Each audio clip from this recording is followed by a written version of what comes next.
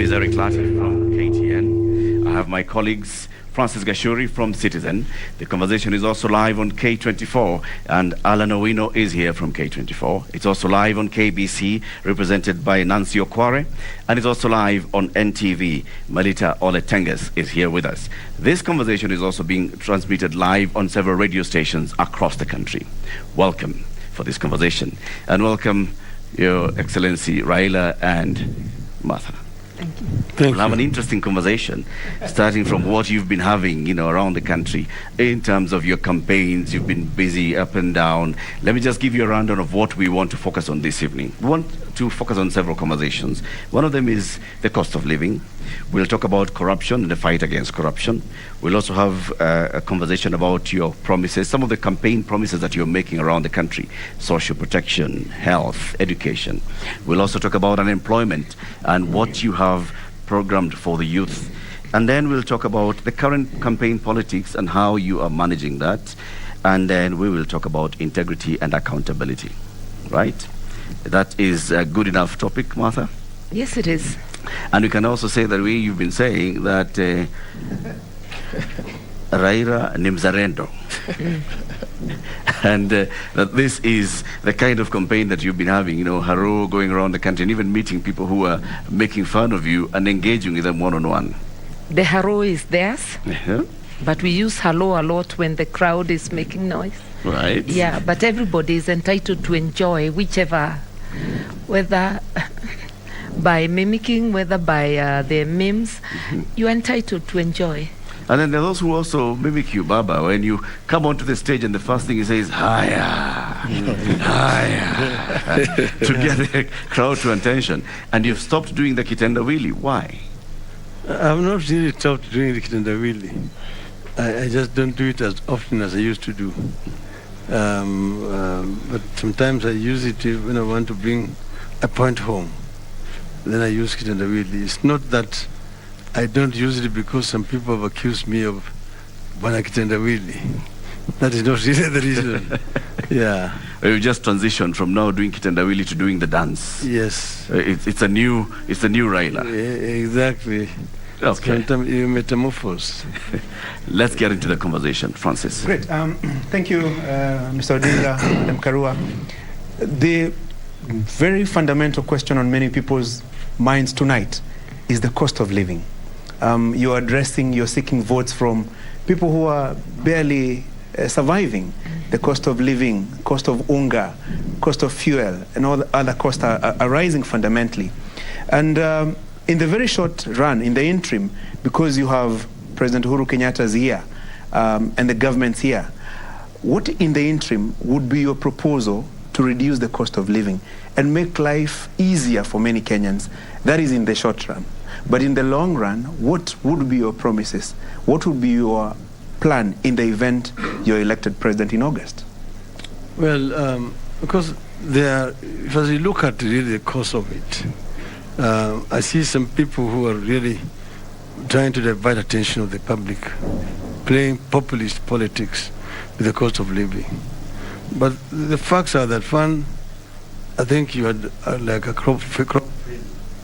You did not harvest to be able to satisfy the demands, the needs of the country.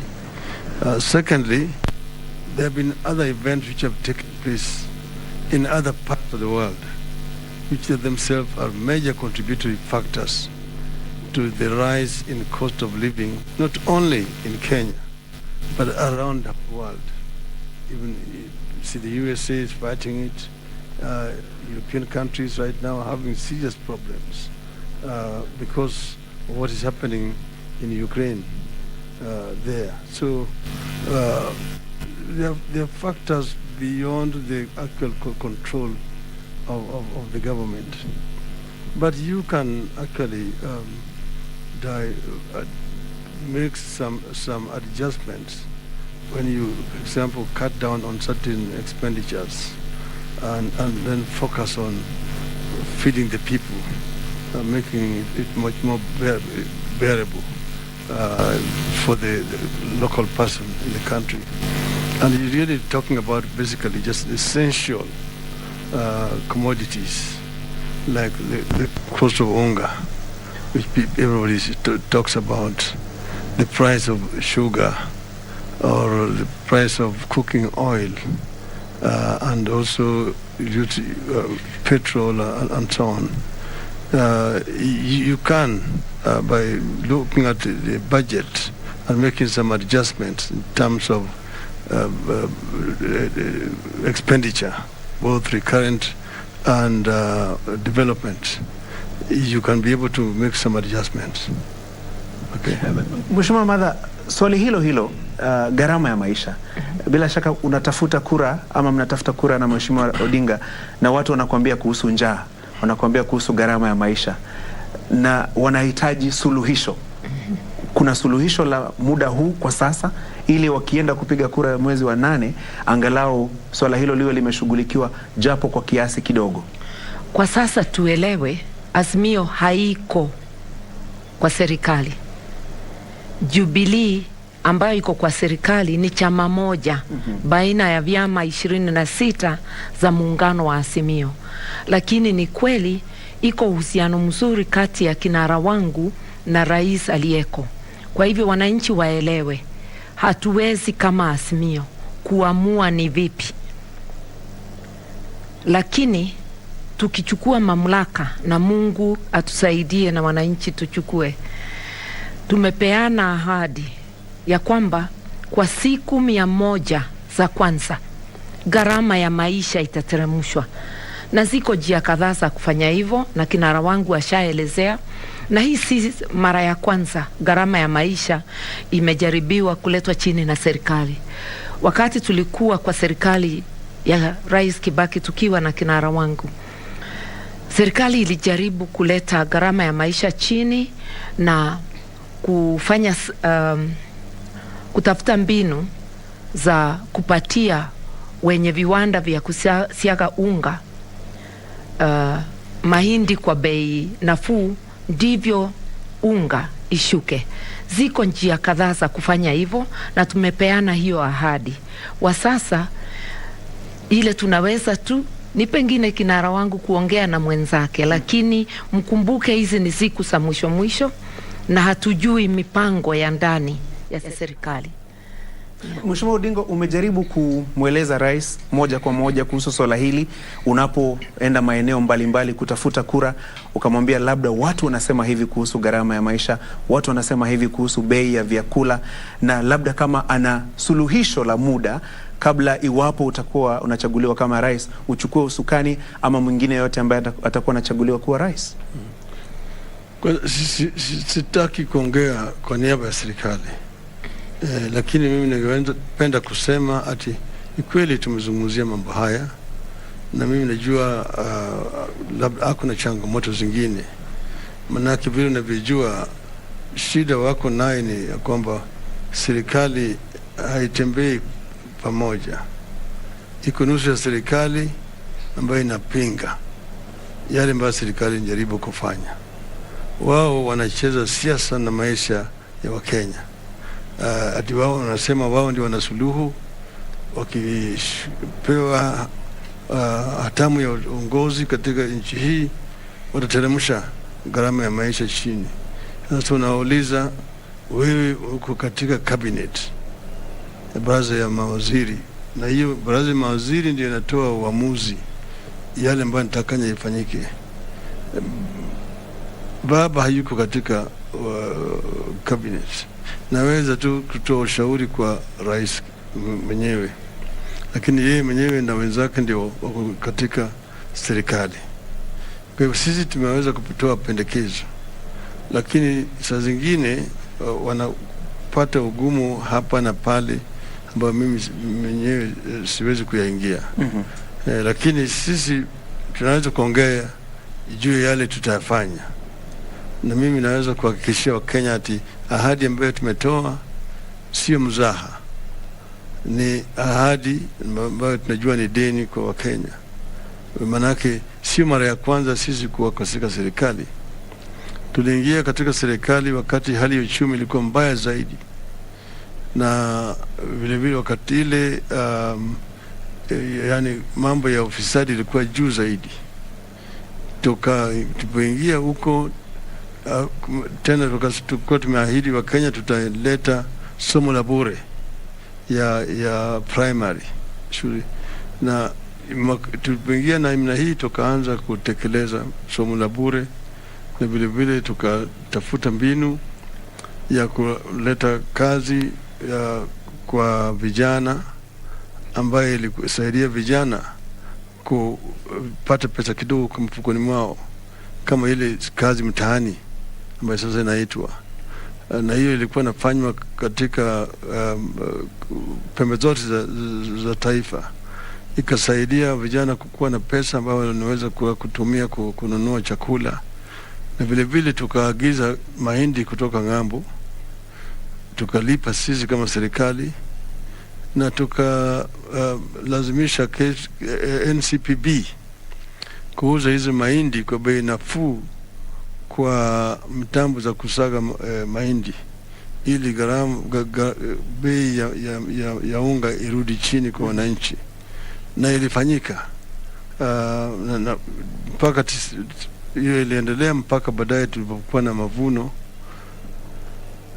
chakula ikarudi sawasawa na gharama bei ya chakula ikarudi chini. Kwa hivyo kuna njia ya kufanya haya, na sisi tuna hakika tukiingia katika serikali ndani ya siku 100 ili tumeahidi, tutapunguza gharama ya maisha kwa Wakenya wote. Allow me to wrap this up with one question. While you say you're not in government, and that could be the case, but your critics will say, since the handshake, you have some level of leverage, the assumption. Does that in any way give you some extra baggage in terms of looking for votes, well aware of some of the challenges that the government has experienced, especially in the second term? Does it in any way affect your search for votes? You know, Kenyans are basically not stupid. My competitors are saying that the stupidity died in Kenya and was buried. Kenyans know very well that I'm not in government. I don't earn a salary in government. I don't live in government house. I don't get any allowance from government. But I can give some advice. And advice, as you know, is just what it is. I mean, it is not implementable. The receiver can use it or cannot use it. But having been in government, I also know the challenges which a government also faces. Like this crisis we're in right now, it's a serious crisis. You can see the way the cost of crude oil has gone up. You know, and when the cost of oil goes up, virtually everything else goes up in a country. We know that for a fact, because everything else depends on oil in terms of manufacturing. So it is unfair really to just do a blanket blame government. Somebody who is earning a salary, has got over 250 security of government defending him, is using government vehicles and equipment to do the campaign. To come out and say he's not in government, it asks mtu wa kitendawili ndio anajua yeye ndio yako ndani ya serikali. Mimi nilitolewa kwa serikali. Kama ulitolewa kwa serikali, you do the decent thing that most responsible people do. You resign. That is what Mr. Billy Kagia did. That is what Jaramogi Oginga Odinga did. You resign and then you become an ordinary person.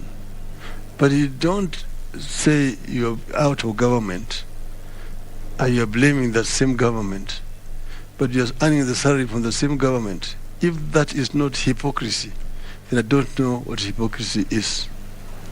I think if I may add just a little, you can't also choose which part of government you will claim credit for and which part you disown.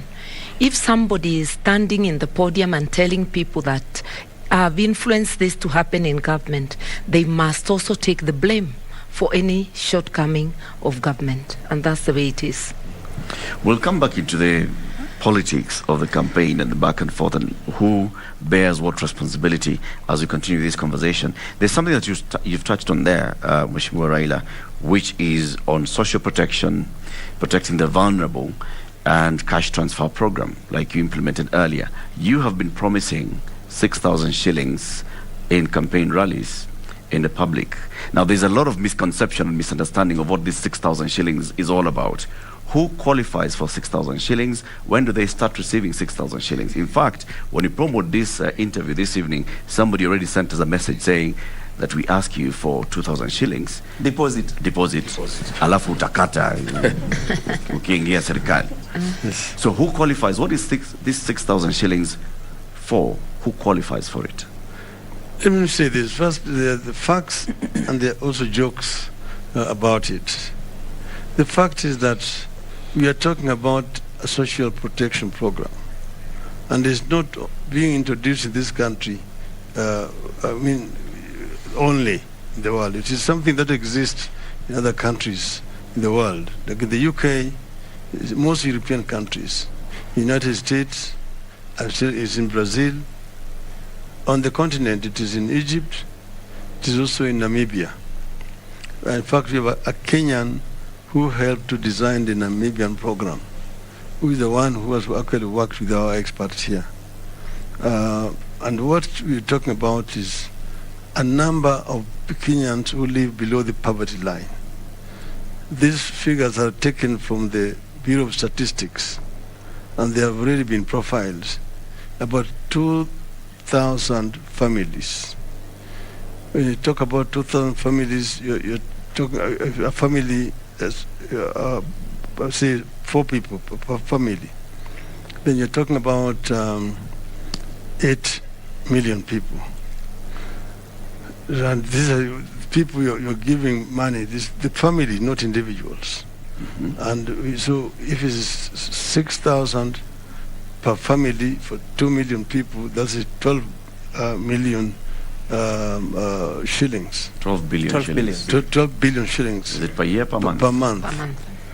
That works to 144 billion shillings per year. We have already costed it, okay? 144 billion shillings per year. We know, for example, the kind of pilferages and losses. The president one day talked about 2 billion shillings per day that is being lost to corruption. President Obama also put it at about 700 billion equivalent Kenyan shillings.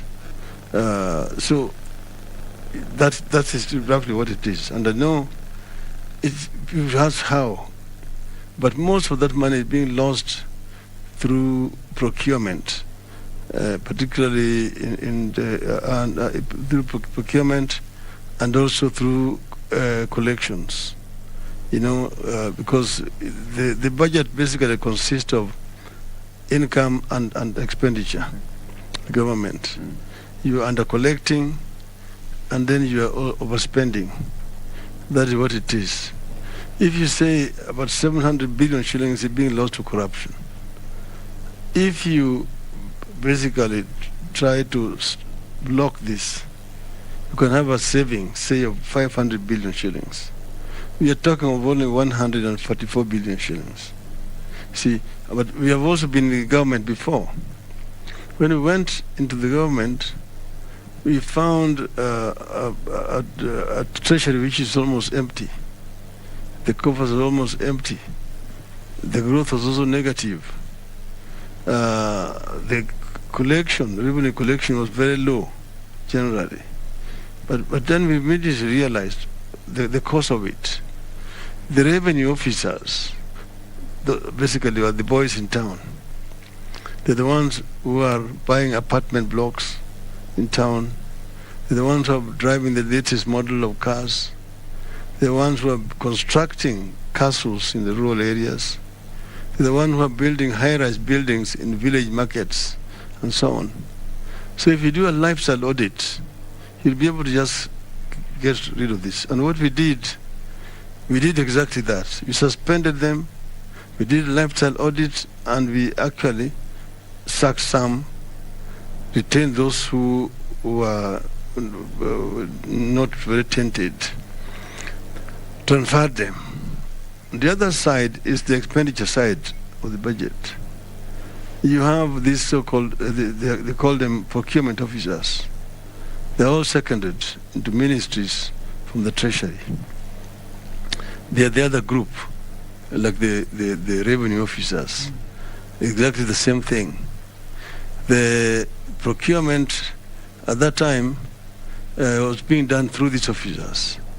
There's a government requirement that any procurement above 100,000 shillings had to be done competitively. In other words, you had to advertise in at least 3 leading newspapers. Yeah. And then there must be at least 3 bidders. And then you award to the lowest, as it were. What we discovered was that each and every one of these procurement officers had 3 companies registered. And so then there was a collusion that this officer is in health, he's supplying water. This one is in water, supplying agriculture. The one in agriculture is supplying roads, and so on and so forth. There's a collusion. So anytime you advertise, you will get three bids. And all of those 3 bids are coming from one person. And then the cost is heavily inflated. Like they will be buying, say, a calendar at which should be costing 20 shillings, be buying it 100 shillings.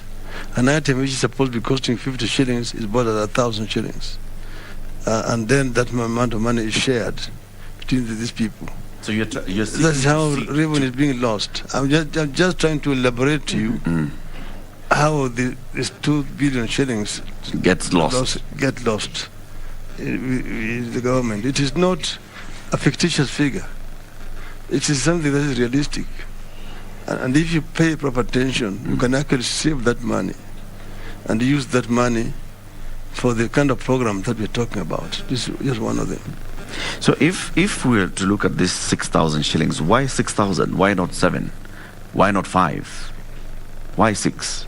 6 is because this will bring these people to what we call the minimum, basically level. Yeah, I mean more than $1, $3 per day, and they will be able to live like other people. And it is not just a waste. You see, it is an investment, because when you do this, the people, I mean, in the rural areas particularly, the purchasing power of these people go up. The shops in the rural areas can now do business. So the economy, the rural economy itself is stimulated through this amount of money. So it's like an economic stimulus program. It is not just a waste. With a ripple effect. Yes. My final part on this particular question is, currently the government has a program called the Inua Jamii, which is a cash transfer program to the elderly, to persons with disability, severe disability, and to vulnerable and orphans. So is this a similar program? Are you going to scrap the Inua Jamii program, or are you consolidating the Inua Jamii program and just adding from 2,000 shillings to 6,000 shillings? If you go into your records, you'll find that I'm the one who launched the Inua Jamii program in Mombasa when I was Prime Minister.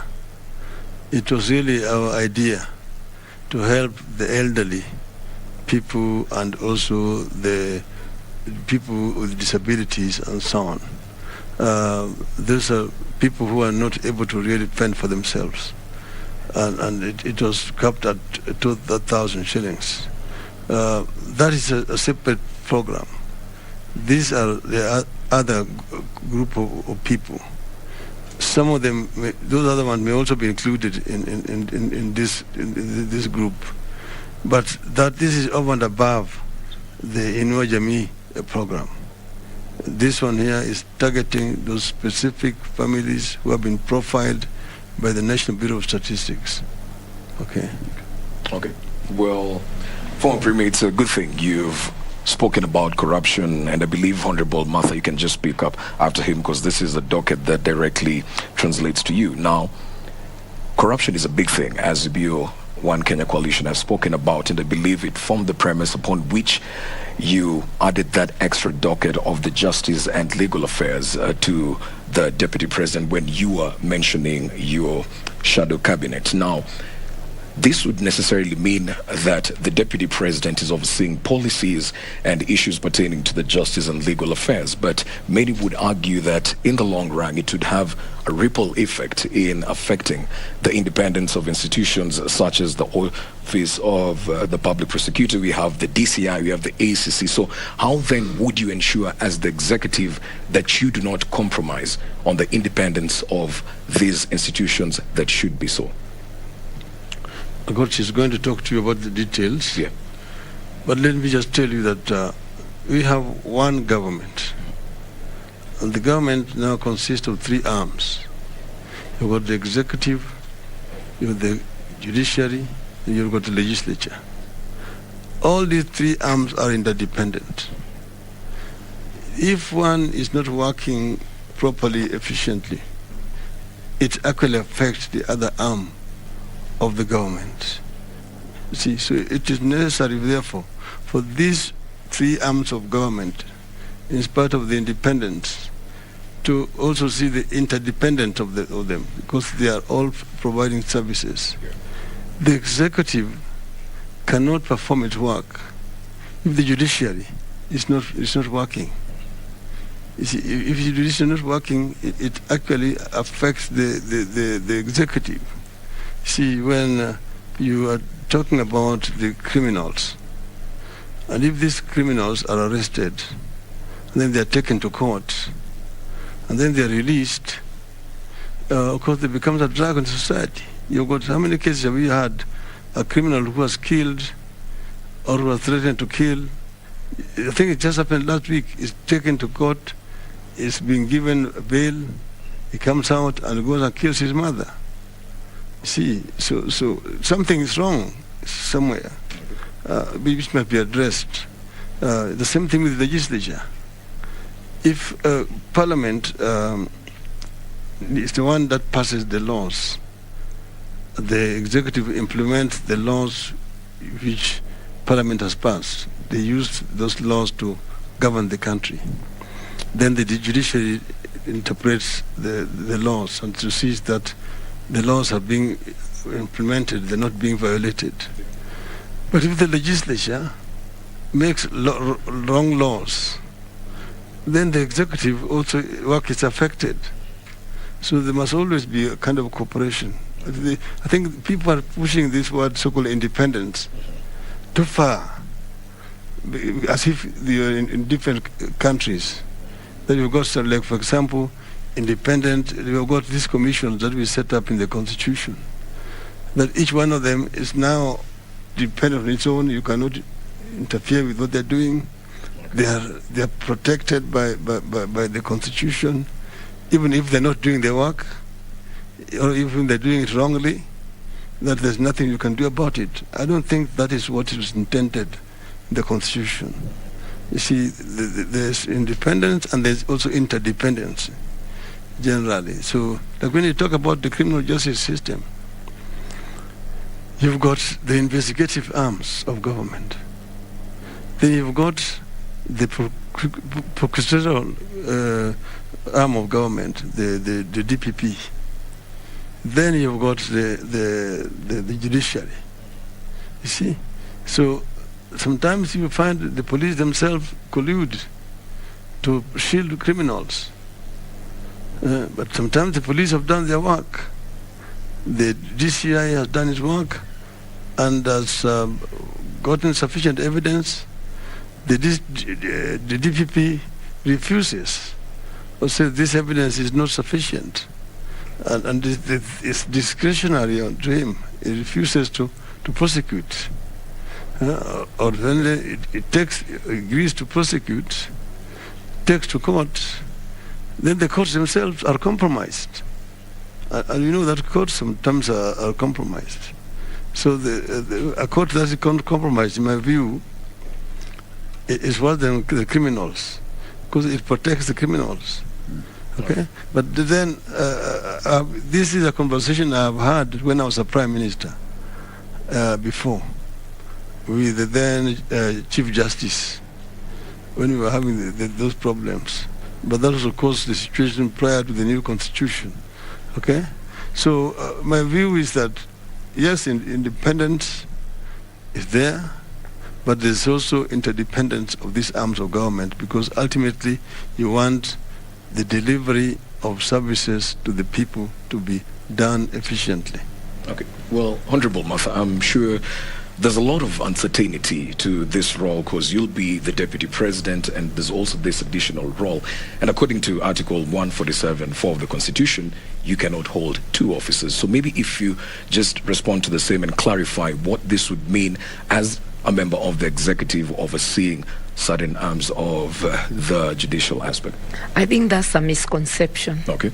If you look at the description of what a deputy president does, is be the principal assistant of the president and perform any other duties assigned by the president.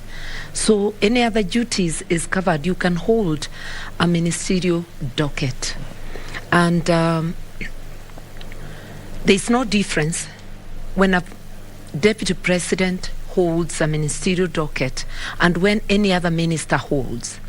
So the framing of the question, as though having a deputy president hold the office of Justice and Constitutional Affairs Ministry is an oppressive thing, is wrong, is misleading. It is a ministerial portfolio like any other. And for people to understand the three arms of government, it's like pieces of a jigsaw puzzle. The three of them fall into place and make the whole. So they are independent but interdependent. And the Justice Ministry is a coordinating ministry. It doesn't prosecute. It doesn't arrest. It doesn't decide on the cases. So it's a more policy and coordination, so that when arms of government get together and you want to find where things are not moving and whether we are moving according to the policy direction, and to support each other in execution, not in decision making. When the government proposes to Parliament a bill, it doesn't sit in Parliament to pass that bill, but it's a government proposal. When the government, sitting with the judicial arm, asks for speedy movement of cases, it doesn't go in to determine those cases or to hear the evidence. It's talking about policy direction. So that, for instance, if we need any law to limit how long certain cases can sit, then it's agreed together in a consultation. Proposals are made by the relevant department and placed forward. So there's no contradiction whatsoever. The Azimio government will be a government that upholds the rule of law and constitutionalism, and you strictly do things in accordance with the law. So I'd like people to know that it is not a contradiction for a deputy president to have additional responsibilities assigned by the president. Okay. And that's precisely what we are talking about. And fighting corruption, if I may add, is more than just about going to court. It involves giving the public confidence that the government is serious about what it is doing, so that the public can be partners in the fight against corruption. And if we wind backwards and go to 203, basically, when the NAC government came in, the public was so inspired by the zeal and the commitment of the NAC government that members of the public could actually stop policemen from receiving bribes on the roads. Members of public chose to walk to force the matatu industry to accept the Michuki rules. members of public recovered the Kenyatta International Conference Center from those occupying it and claiming ownership and handed it back to the relevant ministry. This is the kind of thing we are looking for, that we will demonstrate our commitment to fighting corruption and make the public our partners in this fight. And that goes beyond just applying the law, and also working seamlessly with those in the criminal justice sector, the courts, the legislature, where we need to tighten the laws, etc. Okay, well, even as we continue with certain aspects of the manifesto that you gave out as a coalition, a big and integral part of this year's election is pegged around the women factor. And when we talk about the women factor, we talk about the 2/3 gender role representation, especially in the bicameral house. Now, your competitors, from the suggestions that they've been given, many have argued there's a lot of practicality, for lack of a better word. They've spoken about giving half of the government to the women. They've signed charters. They've also spoken about putting up a kitty for the women. And they've added to that and said that they're going to achieve the 2/3 gender rule within the first 100 days in office. On your side, what is the assurance that you're giving women, despite you being potentially being the first female deputy president? What assurance are you giving people to say that, you know what, moving forward, we're going to have better representation of women in our government? It's easier said than done. For us, the commitment is demonstrated. Right now, Azimio is not saying that we will do for women ABCD. My principal, seated right here next to me, appointed me his deputy. That's a demonstration of the commitment. So when we say that we will fulfill, we will continue the implementation of the Constitution, which includes the 2/3 gender rule, we have demonstrated it. When my principal says that he actually believes in 50-50, he has not just the 2/3 gender rule, but 50-50. He has already demonstrated it. So for the competition to claim that they have the commitment, where have they demonstrated it? And we have gone beyond that. If you look backwards, and I always tell this story, that when we came from Beijing in 1995, those of us who were in parliament then were bringing in motions for the implementation of the commitments in Beijing. And I remember my sister, the Honorable Charity Ngilu, Governor of Kitui, and Senator Beth Mogo bringing such motions. On my part, I proposed the Equality Act and the Domestic Violence Bill, which was later to be adopted by the government. But only one man joined us and brought a motion to set up the Gender Equality Commission. That man was none other than the Right Honorable Raila Amolo Odinga. So that is just to show that the commitment of Azimio to women's issues runs deep. It's not just about this election, it's something that we practice. And if you look even in Parliament, a majority of the elected women will be from his party. And even now those running, there is quite a good number. So I'm saying our commitment is demonstrated. I don't want to talk about my part because I think that it goes beyond saying. Okay. So we will not only implement the 2/3 gender rule, which is the starting point, but we will go beyond it, and that commitment has already been shown. All right. Yeah. After that question on, fighting corruption and the position of women from Alan Owino of K24, my colleague, Belita Oletenges from from NTV, has a question on youth and the position of youth. Thank you very much. Ningependa kuuliza swali langu kwa lugha ya Kiswahili. Nafasi za ajira ni jambo ambalo mmeahidi kwa pamoja, na ni shina muhimu sana katika uchaguzi ujao, ikizingatiwa kuwa gharama ya maisha imeenda juu. Lakini tukizingatia kwamba serikali ya Jubilee ilikuwa imeahidi nafasi za kazi milioni 1 kila mwaka kwa awamu yao ya pili, Je, nafasi yenu ya uwazi kabisa au mbinu ambayo mtalenga kutumia kuhakikisha kuwa mnaongeza nafasi za ajira nchini hususan kwa vijana, na pia mbinu ipi mtakuwa mnatumia ili kuhakikisha kuwa watu wamepata ajira humu nchini? Ndio, sisi tayari tumesema katika manifesto wetu ya kwamba kwanza tunaongea kwa jumla juu ya uchumi, na tumesema tunataka kupanua uchumi wetu. Kwa mfano tumeongea juu ya mambo ya viwanda, na tumesema tunataka kuona kama kila county iko na viwanda. Kwa sababu tunaongea juu ya county moja, product moja, one county one product. Na hii ni mambo ambayo sisi tunataka kuanzisha kwa njia ya haraka.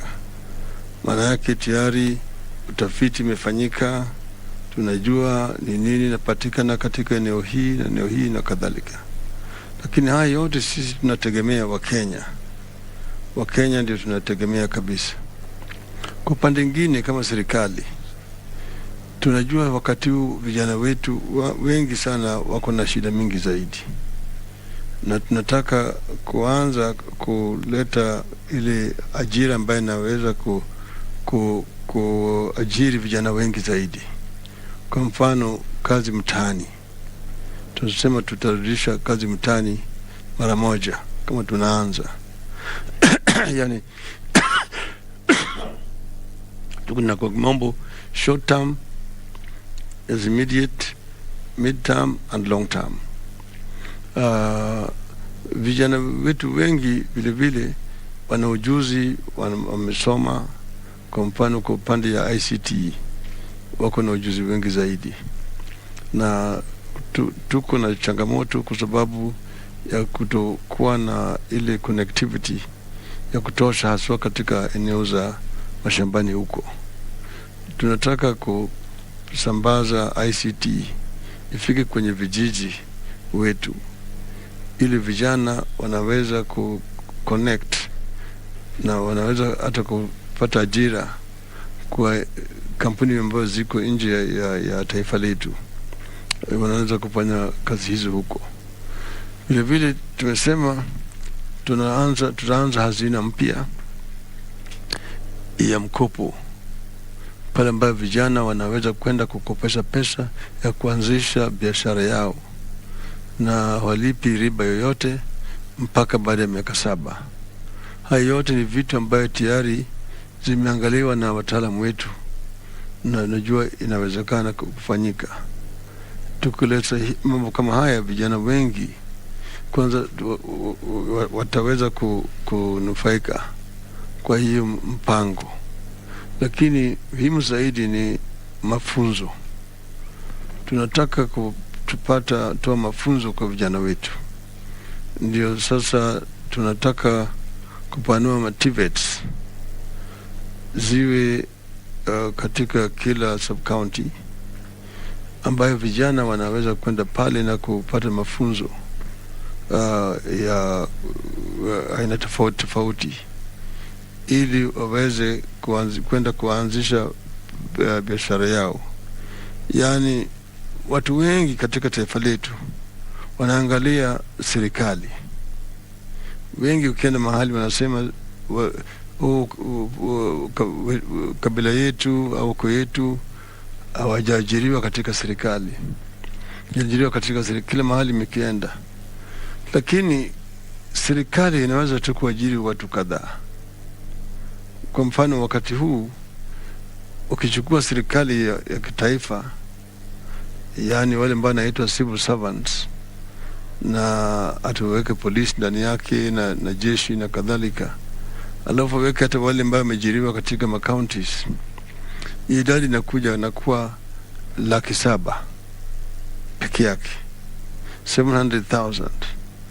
Na hizo nafasi haziko wazi, watu wameajiriwa tayari katika hizo nafasi. Nafasi inatokea kama mtu anakufa au anastaafu, na hiyo ni 10% peke yake.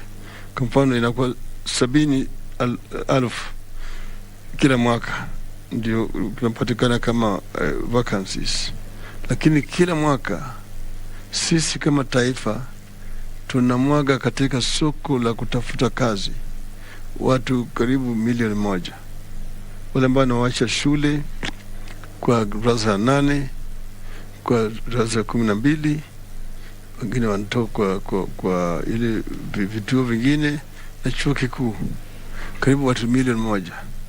Kwa hivyo mpaka tuangalie sekta ya kibinafsi, private sector, ndio itaweza kutoa ajira kwa wale vijana wetu wote. Sisi tunataka kuona kama Wakenya wenyewe wanapewa fursa ya kuwa kama investors.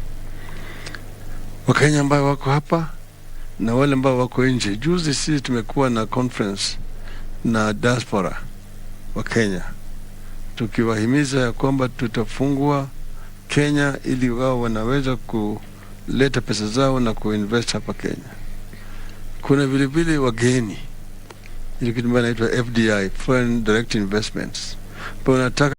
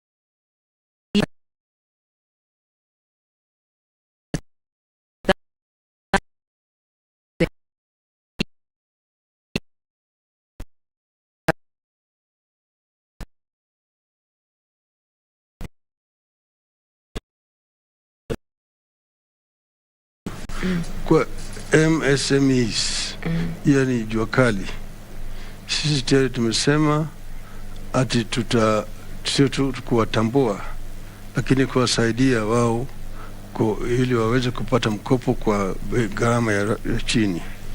Na vilevile tumesema tutaleta ile kitu inaitwa shahada ya jitihada, recognition of prior learning, RPL.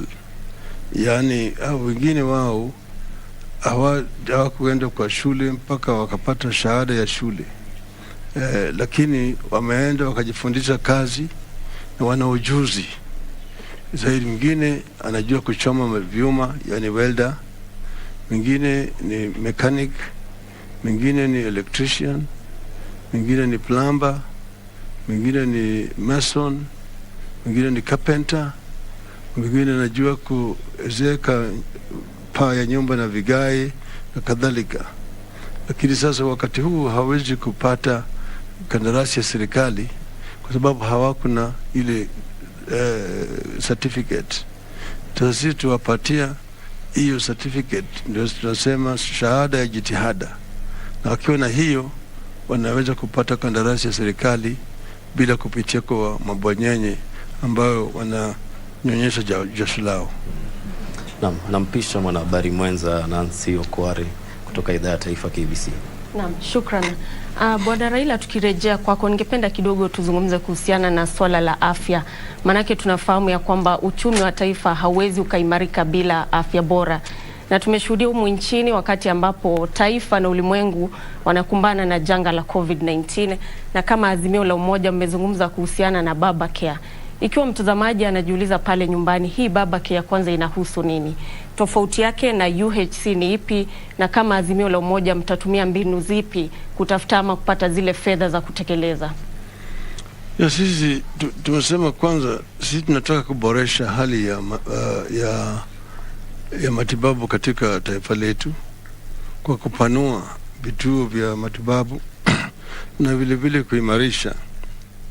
Tunasema tunataka level 4 katika kila sub county ili zisiwe mbali sana na pale watu wanakoishi. Kuna Wakenya wengi wanapata shida mingi zaidi, wamama haswa ambaye wajawazito, wengine wanakufa wako njiani, wanapelekwa kwa vituo vya matibabu. Kwa sababu tunasema tunataka iwe karibu. Pili, tunataka, kuna vituo zingine ziko pale lakini hakuna dawa ndani yake, hakuna vifaa ya matibabu, hakuna manases au daktari. Tunahakikisha na kwamba kila kituo cha matibabu imewekwa vizuri, imewekwa vifaa vya kutibu watu, kuna dawa ndani yake, kuna manases na daktari. Pili, tumeongea juu ya bima ya matibabu. Manake wale walileta kufanya tu kama experiment. Waliweka Kisumu, Machakos, Nyeri na wapi? Kitui ndio. Kitui. Sisi tutaweka, itakuwa kwa counties zote za Kenya, na Wakenya wote watakuwa chini ya bima sawa sawa ya matibabu, sio tu ya kufanya majaribio. Watoto, wakina mama, wazee, vijana, na tuta vile vile njia ya kuwasaidia kulipa ile premium wale ambaye hawezi kulipa, ili kila mtu awe na cover. Akiwa mgonjwa anaweza kwenda kwa matibabu, na kama hata na pesa apate matibabu sawa sawa. Vile vile tutajaribu sana kuweka rasilimali katika zile vituo vya matibabu ya hali ya juu. Wakati huu Wakenya wengi wanaenda ng'ambo, sana India, wengine wanaenda Uingereza, wanaenda Afrika Kusini na kadhalika. Lakini zile vituo tunaweza weka hapa kwetu. Manake sisi tuko na wataalamu wengi wa Kenya hapa ambao wamesoma vizuri kabisa, wanajua mambo ya matibabu. Yale ambayo inakosekana ni vituo. Na pili, vile mahospitali za kibinafsi, gharama iko juu sana. Wengi wa Kenya hawezi kumudu. Gharama ya kitanda katika hospitali hizi hapa Nairobi iko juu zaidi kuliko gharama ya kitanda katika 5-star hoteli. Ulala tu kule hujatibiwa, gharama ambao wanakulipiza inashinda Hilton au Serena. Hiyo ni kunyonya wa Kenya. Watu wengi hawezi. Mtu amekaa kwa hospitali kwa siku chache, gharama imefika milioni. Siku unakuta wa Kenya wanakutana jioni Pan African Hotel, Nairobi Club, jiwapi, kwenda kusanya pesa ya matibabu. Watu wanafanya tu kazi kwa hizi vituo vya matibabu katika taifa letu, wananyonyesha wa Kenya. Sisi tunataka kuleta uhuru kwa Wakenya kwa kuleta vituo vya kiserikali kwa hali ya juu, ili Wakenya wako na chaguo. Kama unataka kwenda Kakan au Nairobi au wapi, unaweza kwenda mahali na utapata madaktari ambayo utatibiwa kwa ile gharama ambayo wewe unaweza kumudu. Hiyo ndio tunataka kufanya. Naam. Yeah. Pengine Martha, tukipata kauli yako kuhusiana na hili swala la afya, manake ni wengi ambao wanaathirika, unapata kina mama, watoto. Unahisi kama taifa ni kipi kilichofanyika tukajipata pale ya kwamba unalipa fedha nyingi baada ya kusalia hospitalini kwa muda mfupi, kisha dawa hazipatikani, unapata ya kwamba unaambiwa baada ya kutibiwa nenda pale nje kanunue dawa? Ufisadi umechangia pakubwa. Dawa zinapelekwa hospitali ya serikali, mahospitali ya county, unakuta hata zikiwa zimeletwa juzi hakuna dawa. Lakini daktari atakwambia ile chemist utaenda kununua. Sasa tunashindwa.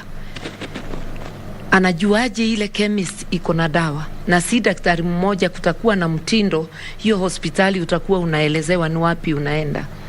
Kwa hivyo ufisadi unachangia pakubwa, na ndio tunasema kwa serikali ya Azimio tutapambana na ufisadi vilivyo, sababu kila mahali, kila sekta, kila huduma imeathiriwa pakubwa na ufisadi. Ningependa Wakenya wajue, wakati tulikuwa tukiwa wadogo, na hata nikiwa mpaka university, hospitali zile zilikuwa nzuri zaidi hapa nchini ni za serikali, na watu wakigonjeka walikuwa tu wanaenda dispensary, wanaenda hospitali kuu. Nikija hapa kusoma kwa chuo kikuu cha Nairobi, City Council dispensary ulikuwa unajua ni ipi inafungua 24 hours. Zilikuwa wazi, zilikuwa na dawa, zilikuwa na kila kitu. Wachache sana walikuwa wanaenda hospitali ya kibinafsi. Tukiboresha katika baba care, mahospitali ya serikali, hiyo ndio italeta bei ya hospitali za kibinafsi chini, sababu watu watakuwa vile kinara wangu amesema, itakuwa hapo wazi. Unaweza ingia hospitali ya serikali upate matibabu poa, unaweza enda ya private. Na kama unaenda ya serikali bila malipo, watu wataopt kwenda ya serikali bila malipo. Lakini iko mambo mingi tutachangia kuboresha, kuona wako na vifaa vya kutosha vya kukagua ni matibabu gani, na pia ya kufanya treatment. Ndivyo kama ni hiyo matibabu ya kansa inafanya watu sana sana waende India, hiyo ni mambo inaweza fanyiwa hapa. Na zote tukiwa na lengo la kuboresha nchi yetu, na serikali ya Azimio ikiwa ina mwongozo wa aina hiyo, mambo ya matibabu, tutaokoa Wakenya wasiuze mali yao yote, wawachwe bila chakula, wawachwe bila mali ya mambo ingine muhimu wauziwe shamba yao sababu wamechukua mkopo, na tuache kama nchi kupeleka pesa zote zetu ng'ambo. Hizo pesa ziboreshe serikali zetu. Naam, Latif. We're having a conversation with the Azimio presidential candidate Raila Odinga and his running mate Karua. We're coming to you live from Karen. This is a joint broadcast between several media houses: KTN, Citizen TV, NTV, KBC, K24, and several radio stations. We'll have a few minutes to conclude this conversation. So we're going to have some 3 questions. One of them is around the preparation for the August 9th general election and the confidence around it. The other one is on management of public debt. And of course, we have to talk about accountability to the public. So I'll start with my colleague Alan Owino of K24.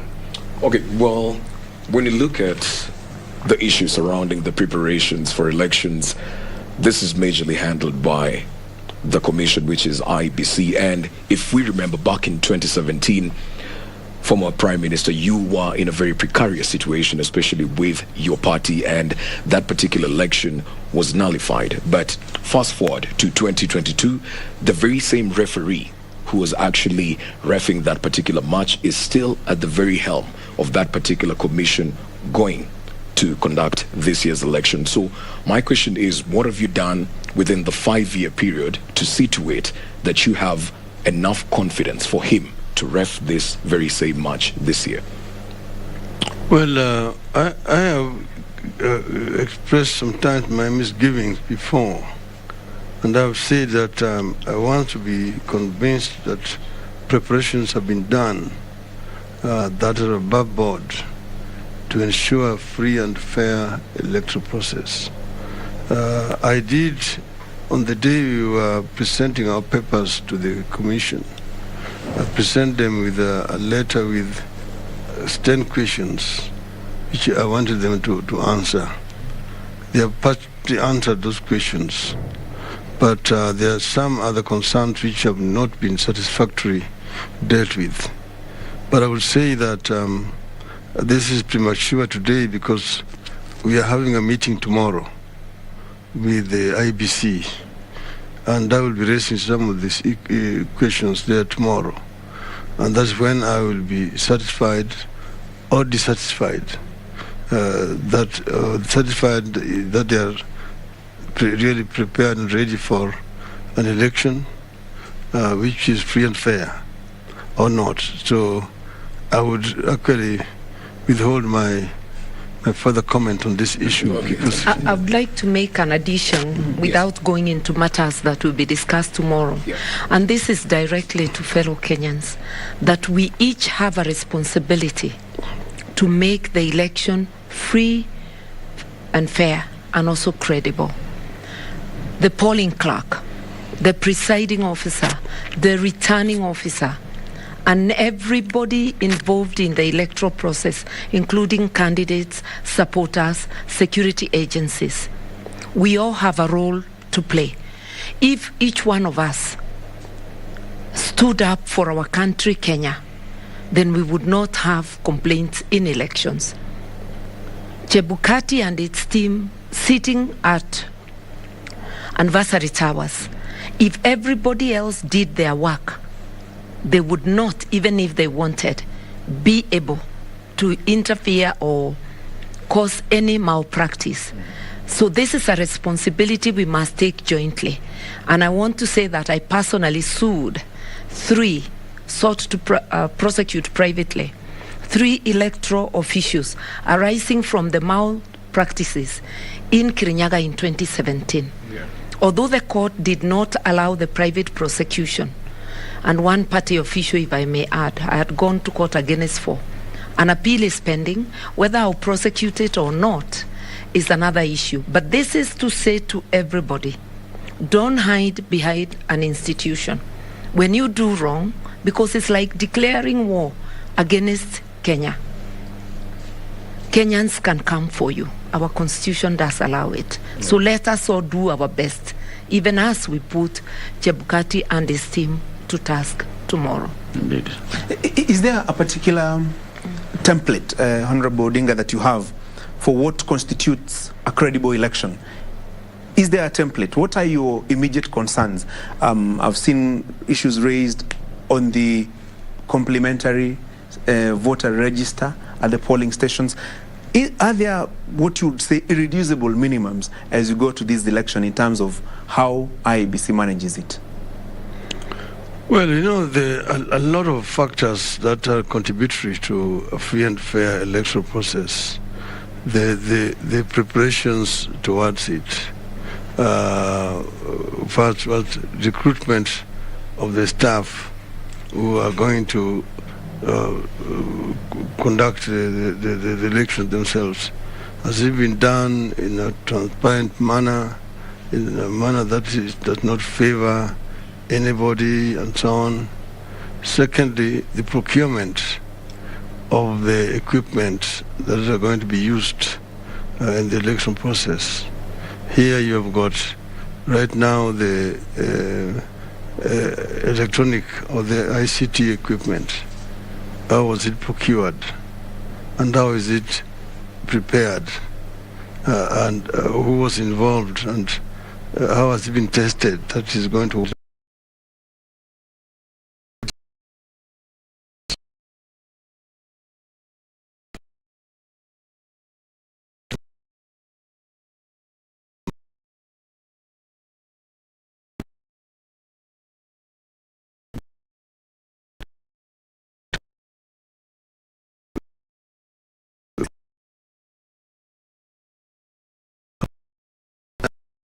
the issue of polling stations, where are they and how are they connected in terms, you know, the cover of 3G or 4G in the country, which are the stations which are not covered, and what measures have I been taken to ensure that result from those other ones are actually also made in time. And then the actual polling itself, what arrangements?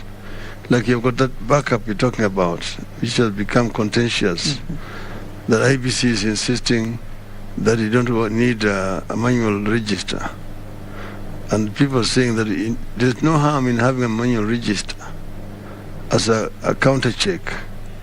So that when somebody comes and is identified electronically, you also delete his name on the register.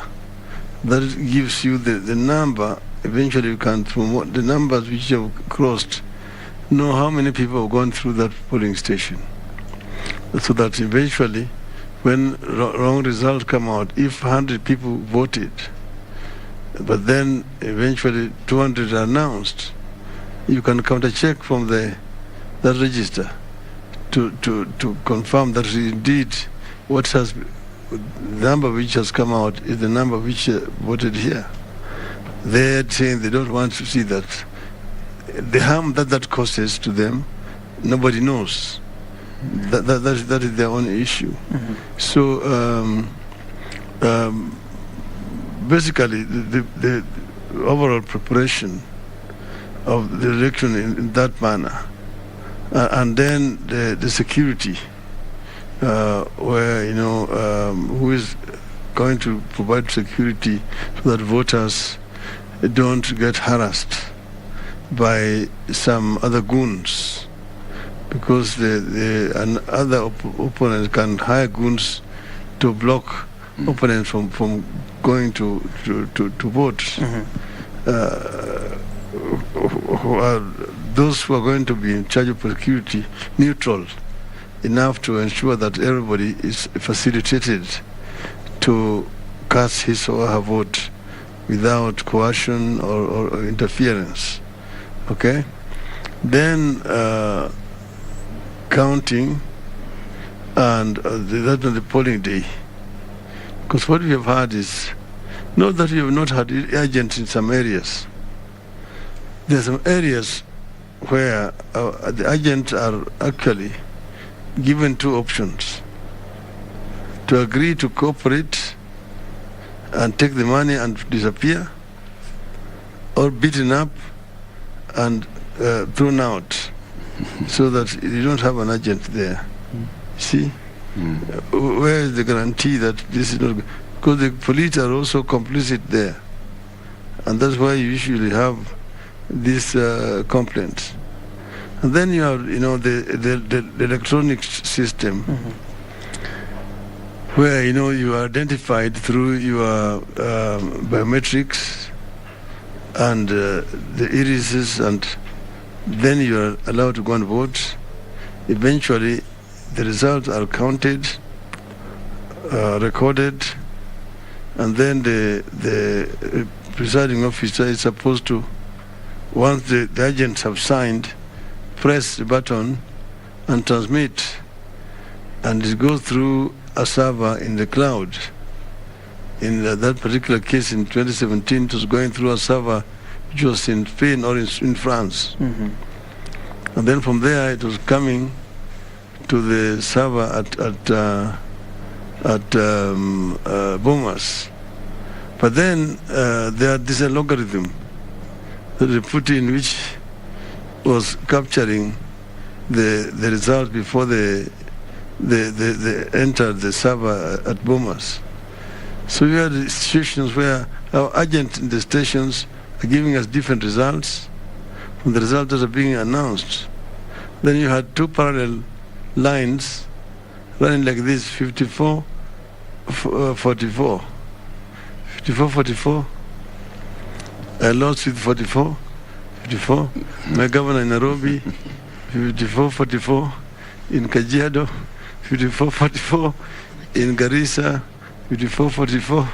In all over where they lost. That was what it was. Mheshimiwa, as we conclude the conversation, your competition has actually challenged you many times publicly.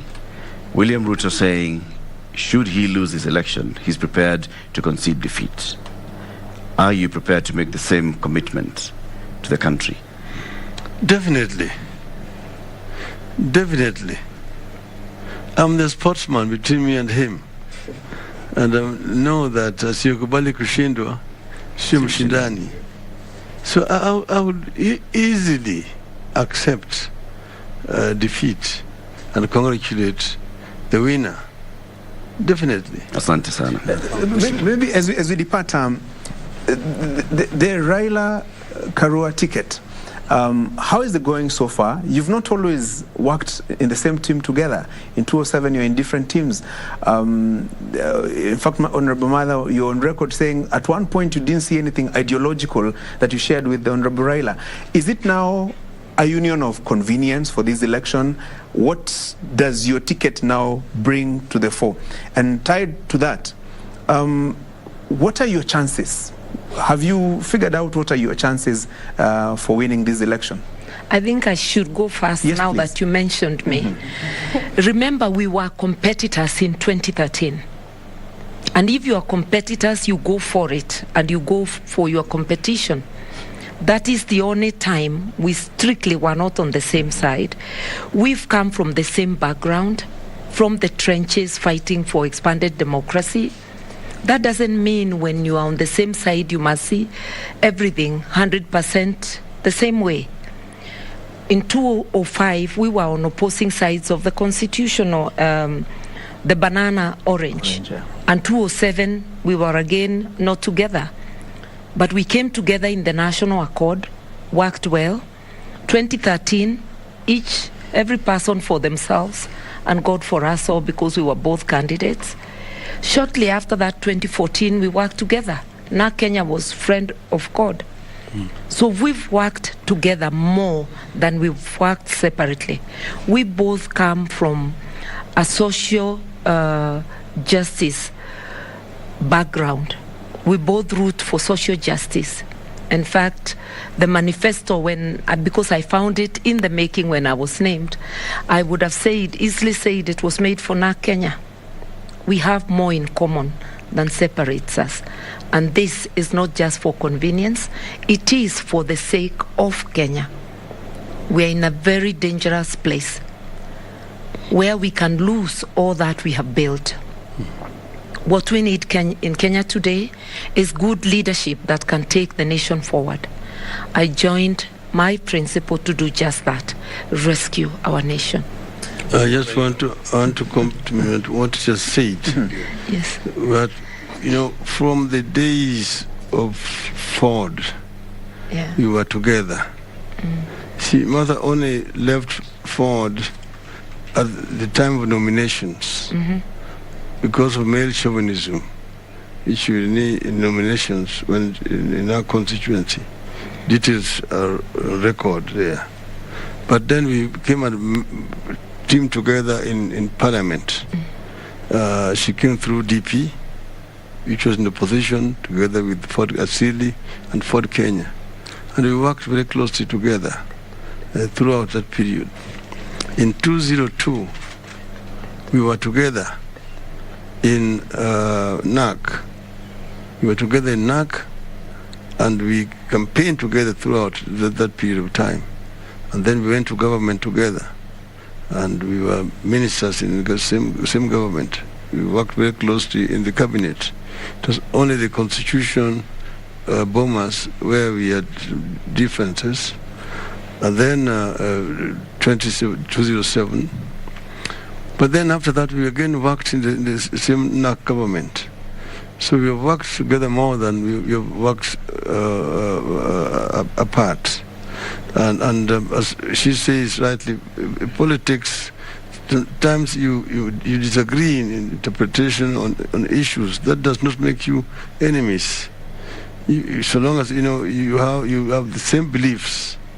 He believes in human rights issues, believes in multipartyism, believe in democracy, liberal society that gives opportunity to its people and so on. So we share much more in common with Mother than many people I've worked with.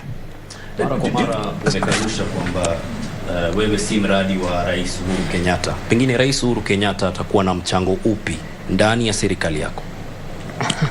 Rais Uhuru Kenyatta anamaliza tamu yake.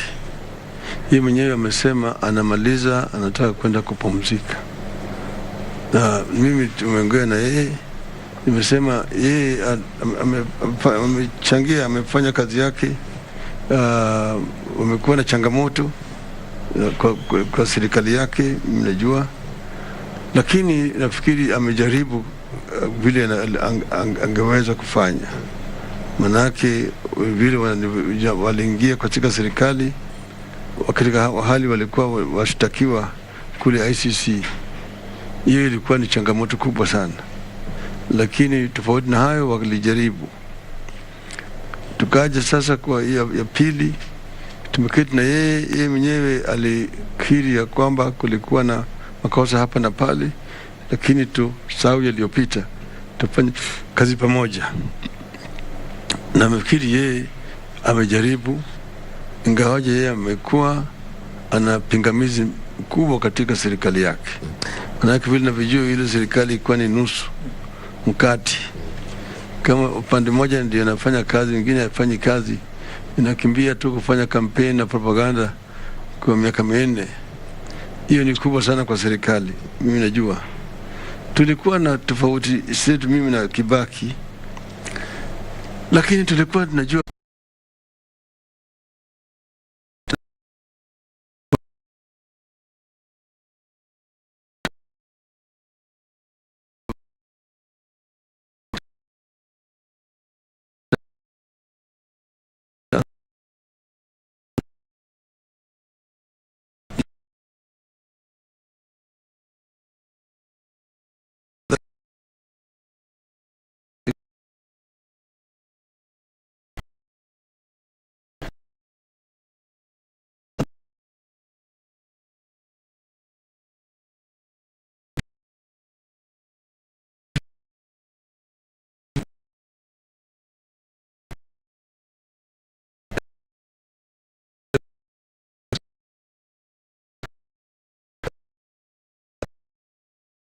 at that time, the Grand Coalition government, everything that is being achieved by this government has its foundation in the Grand Coalition government.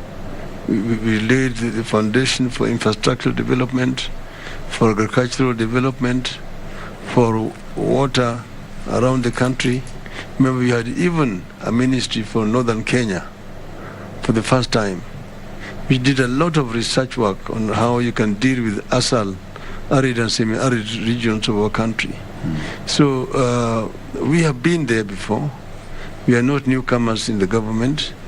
We know the challenges.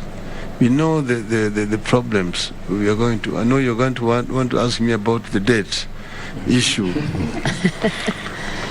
we know that there's really nothing wrong in a country incurring debts.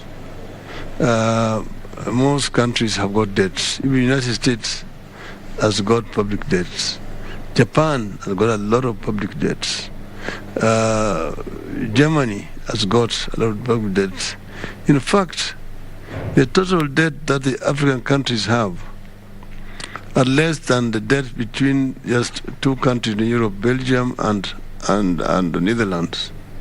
Okay? But then the thing is, what you do with that when you borrow to invest. Because if you borrow for consumption, then your ability to repay becomes impaired. But if you borrow to invest in productivity, then that enhances your ability to repay the debts. We know that the debt has increased. You just need to now look at what that debt has financed. What project did it finance? And we know that most of it did not actually go to do real development. The dams of Aror and Kimarer can tell you that. And there are quite a number of those other white elephant projects which were there, particularly in Uhuru's first dam. That is where most of this debt was incurred. There's some of it which has been incurred in the second. The people who are actually crying about the debt are the people who are responsible for those debts. I give you the example of SGR. SGR was a grand coalition government project. We conceived it, Kibaki, as a project. It was done under the NESC, National Economic and Social Council, which were being co-chaired by Kibaki and myself. It was supposed to be Mombasa, Nairobi, Kampala. So we had a joint committee co-chaired by me, the Prime Minister of Kenya, and the Prime Minister of Uganda. But because of bureaucracies in Uganda, when we had met here, the minutes prepared had to wait to be tabled in their cabinet before approved, and then the next meeting to now go and meet in Kampala, and so on. I went and told Kibaki, at this rate, our term is going to expire before we finish, we do anything. Let us take Mombasa, Nairobi as a purely Kenyan government project.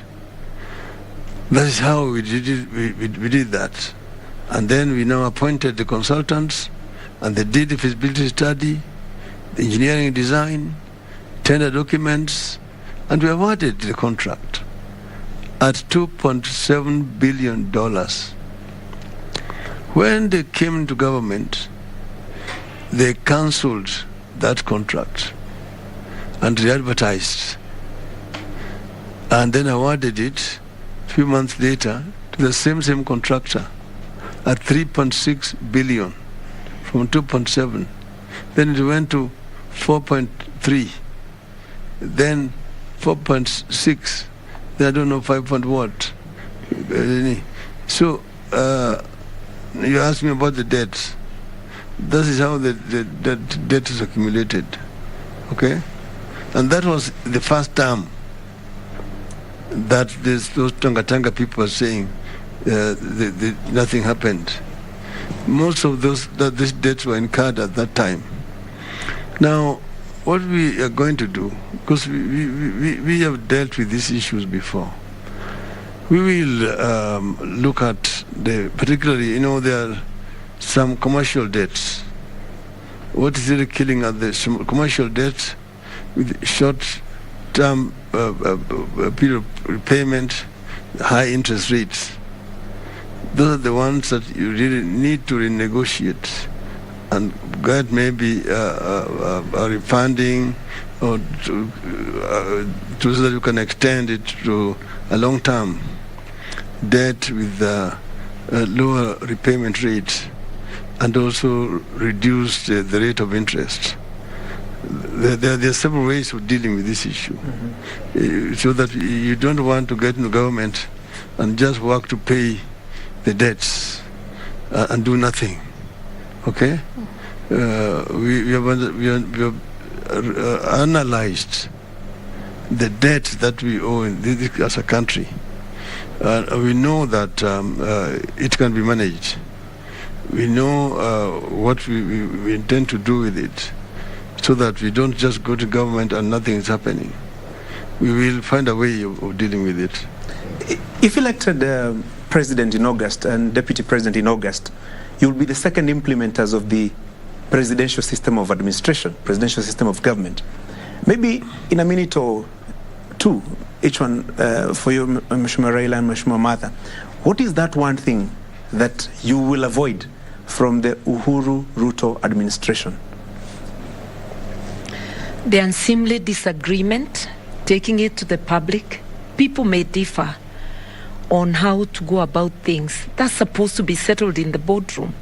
We will try to conduct ourselves in a way that maintains the respect of the office and demonstrates respect to the people of Kenya. We have the new constitution brought a presidential system, but also brought a devolved system of government.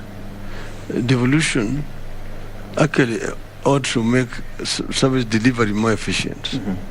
But you need to look at it that you don't have 48 governments, 47 counties, and one national government. There's one country, so it is one government. And therefore, you need to work together closely with the devolved units and agree on priorities. And also you must have a benchmark through which performance of the counties can be measured. You see, so that you have equal system of service. You know, you have a situation where other countries do so well in health systems, others do better in education facilities, others in water, and other. We must have one country. We must have a way of measuring performance of county government, and that is the responsibility of the national government. So we do that, we will be able to make this country work for the good of the people of the country. How can the people of Kenya hold you to account for all the promises that you're making? You see, the taste of the pudding is in the eating it. The Kenyans know me, because it's not my first time to go to government. I mean, I'm not going there as a newcomer. They know what I can do, because I have delivered when I was in government. As a Minister for Energy, I'm the one who made rural electrification and infrastructure development rather than a commercial enterprise, and made it possible to roll it out countrywide, okay, in the short period. And I'm the one also who came up with the reforms to remove transmission and distribution from generation, and allow the private sector to come in at the IPPs. At that time, it was opposed. Then, in the road sector, I'm the one who introduced these road agencies, the Kenha, Kura, Kera, at that time, which was opposed very vehemently, to make the service delivery much more efficient at that time. But I think that with the devolved system, there's really no need now for Kera and Kura, because those should be responsibilities of the county government.